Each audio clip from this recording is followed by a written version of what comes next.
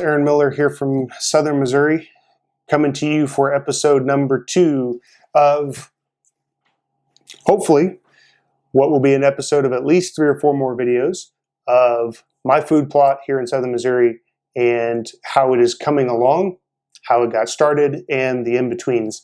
So last week we spent a little bit of time talking about how I kind of got in and got started on this property, some of the things that were facing me, why I chose the location, which we talked about it being a normal pass-through between 2 properties, deer sign on that property, and obviously the logging road was the most accessible.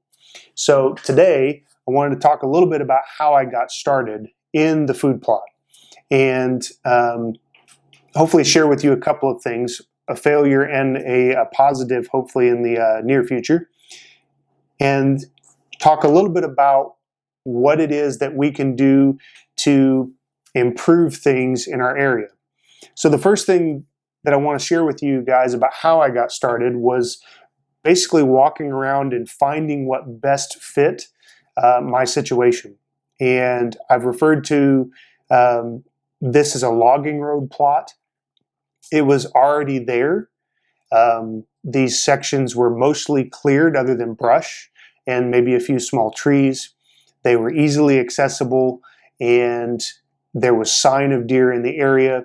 So I felt that the best thing for me to do to try to bring the deer to me and give me better opportunities as they pass through from the west to the east on this property was provide a little bit of food for them to slow them down as they go through. And as I got started in this project, what I found after obviously having a limited amount of time and a limited amount of resources was it was going to take me a couple of days to get everything cleared. So I did spend the time putting in with a chainsaw, hand rakes, a small tiller, a backpack blower that I borrowed from a friend of ours, and just a little bit of elbow grease, was able to begin clearing this property for a quick spray with some glyphosate to kill off all of the surrounding brush and weeds and grass, and then try to open up to the soil for my first planting. One of the things that I've learned from this experience, this first attempt about 2 years ago, was don't rush. And the reason I say that is I had kind of started this project before really starting to make the conscious decision to get serious about what I was doing. I did bow hunt a little bit in high school, didn't have a lot of time in college to devote to it. I did more rifle hunting in high school.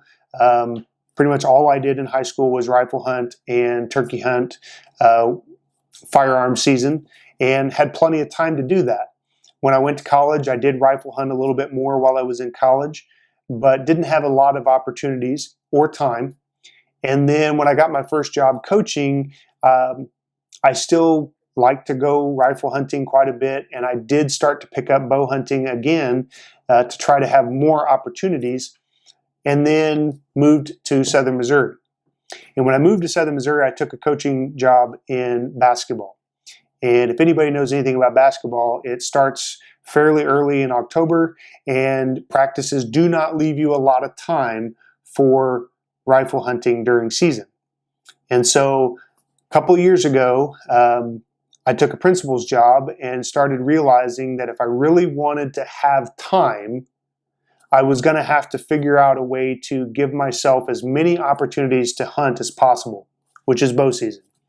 And so I started to get serious about bow hunting again, started shooting again, and this food plot was kind of at the very beginning of that. About four years ago, I started kind of dabbling in bow hunting again. I say dabbling for a reason. I was just kind of shooting here and there, going out every couple of weeks, had a couple of opportunities at deer, missed them, really was not taking it as seriously as I should have. About 2 years ago, I started taking the time to look at people like Jeff Sturgis from Whitetail Habitat Solutions, Dr. Grant Woods from Growing Deer TV, The Hunting Public, and several other well-known and reputable guys that are on YouTube that share their hunting experiences, share their tips and their trainings for their people that are following their channels, and started to kind of take things seriously. The problem was I had already done a lot of this. And so I went out and I cleared everything. We cleared leaves, we sprayed, we took down all of the debris, and we got it set up for planting. First year planting, I'm going to basically wrap it up in the statement of it was a failure.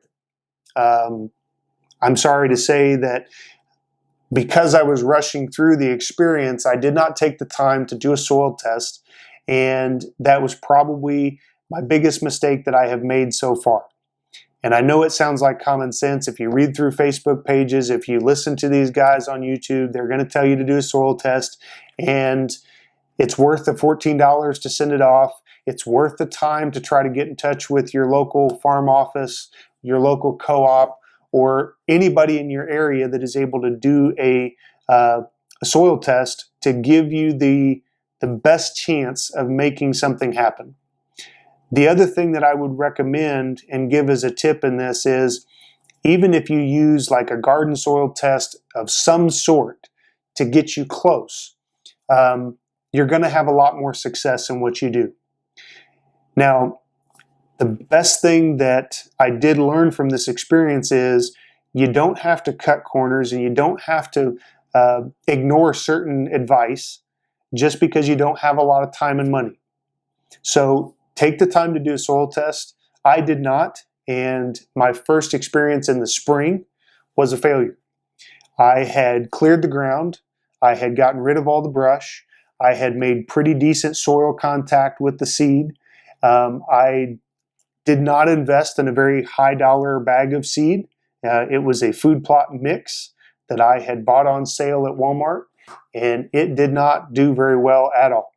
I did get a little bit of ryegrass growing, which was not the best option for the deer, obviously, and it really just was not a successful plot.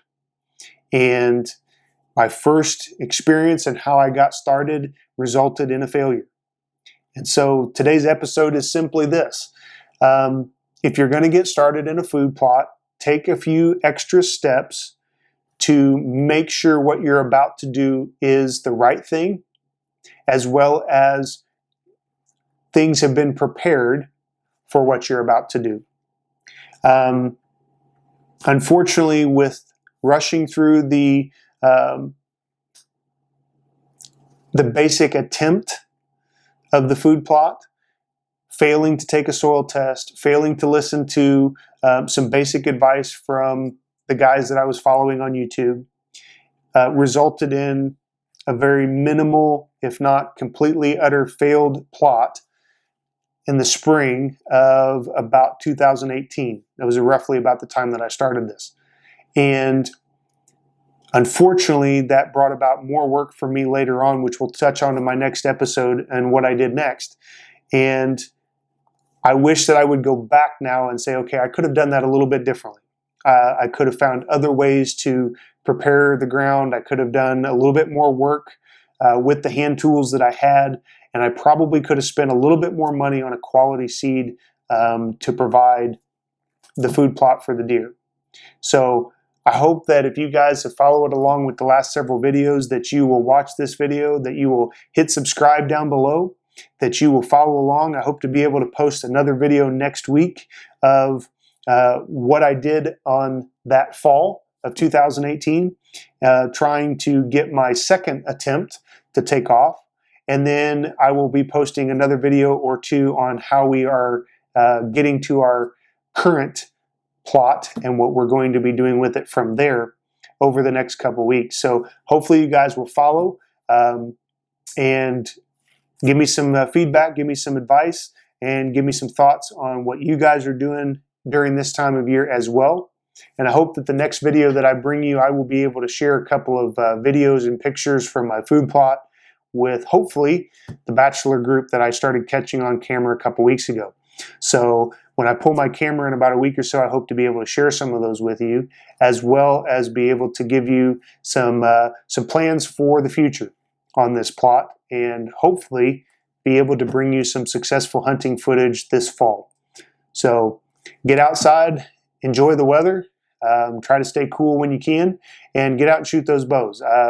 One of the things that I am taking very seriously this year is trying to get out and intentionally practice good form and good shooting skills, and learning those skills while I can, and then implementing those into my hunting platform that I will be hunting from this year. And the reason I'm doing that is Ryan Gill, a guy that I watch that does primitive archery on YouTube, did a video on ethical hunting. And I found the video to be very interesting and very informative. And that is, if I, as a hunter, cannot take an ethical shot at 40 to 45 yards, then I have no business making that shot.